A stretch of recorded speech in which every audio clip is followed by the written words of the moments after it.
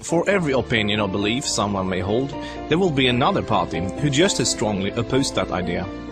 Both sides usually claim to sit with the best arguments, the real facts, and the correct worldview, and ironically, both sides regard the other as being indoctrinated, blind to the obvious and outright stupid. Most people only expose themselves to information that matches their own worldview. It is uncomfortable to do otherwise.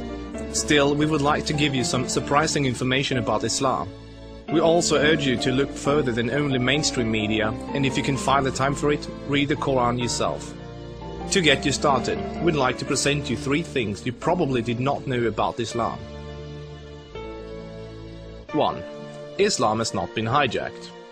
That Islam has been hijacked is what non-Muslims naturally assume, because they assume all religions are the same. The reason non-Muslims are so easily confused is that most of us don't realize the difference between the Quran and every other religious book we are familiar with.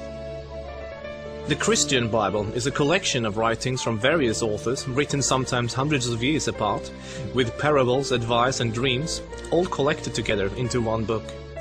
Same with the Jewish Torah.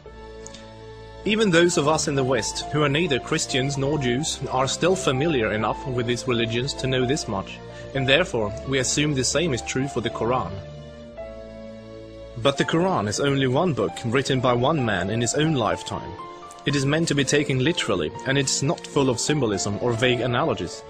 It is mostly direct commands.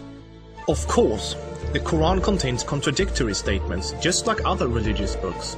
But the Quran itself provides the reader with a way to know what to do with the contradictions. It's explained in the Quran that if you have 2 passages that contradict each other, the one written later supersedes the one written earlier. Most Westerners are unaware that the peaceful, tolerant passages were written early in Muhammad's prophetic career. According to the Quran, those passages have been abrogated by later, more violent and less tolerant passages. So, when most Westerners hear jihadists quoting violent passages from the Quran, and then peaceful Muslims quoting peaceful passages, they interpret that the way they would if someone was quoting the Bible or the Torah. They think to themselves, oh, there must be many different and contradictory passages, like there are in other religious books, so Muslims can pick and choose what they like and justify whatever actions they want to take. But the Quran is nothing like that. There is no picking and choosing. It says very explicitly and in no uncertain terms that a Muslim must not alter or ignore any part of its very clear and direct message, or they will burn in a fiery torment forever.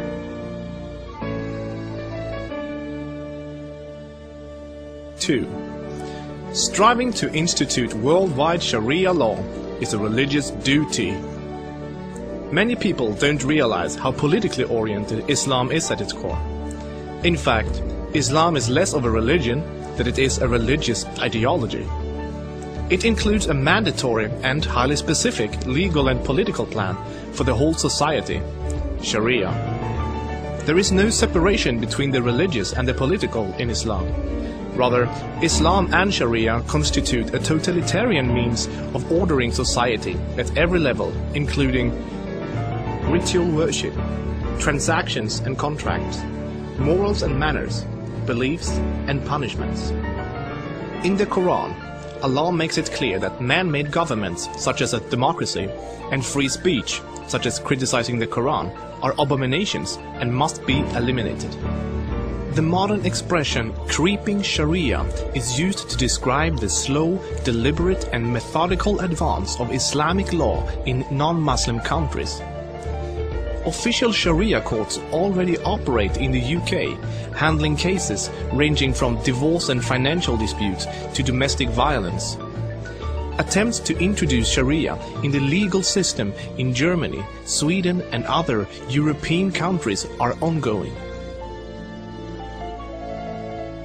While Sharia already has a foot in our door in the matter of minor disputes like inheritance and domestic violence, it should concern you that Sharia commands that drinkers and gamblers should be whipped, allows husbands to hit their wives, allows an injured plaintiff to exact legal revenge, literally an eye for an eye, commands that a thief must have a hand cut off, commands that homosexuals must be executed, orders unmarried fornicators to be whipped and adulterers to be stoned to death, orders death for both Muslim and non-Muslim critics of Muhammad, the Quran and even Sharia itself, orders apostates to be killed, commands offensive, aggressive and unjust jihad.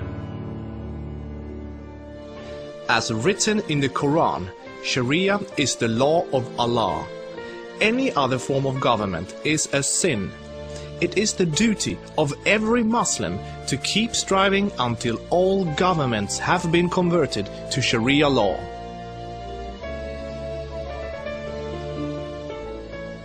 Three, Muslims are allowed to deceive non-Muslims if it helps Islam. For non-Muslims, this principle, called taqiyya, is another surprising concept of Islam.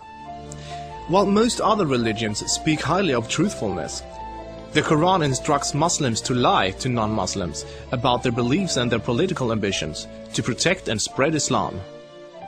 There are many examples of today's Islamic leaders saying one thing in English for the Western press and then saying something entirely different to their own followers in Arabic a few days later.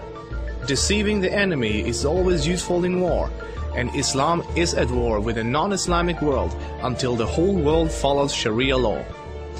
All non-Muslims living in non-Islamic states are therefore enemies. So deceiving Westerners is totally acceptable, even encouraged, if it can forward the goals of the spread of Islam. As a recent example, the Islamic American Relief Agency was seemingly raising money for orphans, but in fact giving the money to terrorists. They deceived good-hearted Western infidels into giving money to organizations that were actively killing Western infidels. Do the research yourself, this is not an isolated case. Islam as a religion of peace. Muslim organizations worldwide often declare that Islam is a religion of peace. But what does that really mean? It seems easy for a Muslim to quote a peaceful verse from the early parts of the Quran, while, by following the principle of taqiyya, neglecting to mention the fact that it has been officially abrogated by later, more violent verses. According to the Quran, the world will be at peace only when Islam and Sharia reign in every country, and never until then. This is why every Muslim can truthfully say that Islam is a religion of peace. If any of these points took you by surprise, then there is surely much more you still don't know. This subject will affect you in the near future, so take the chance to inform yourself now before it does.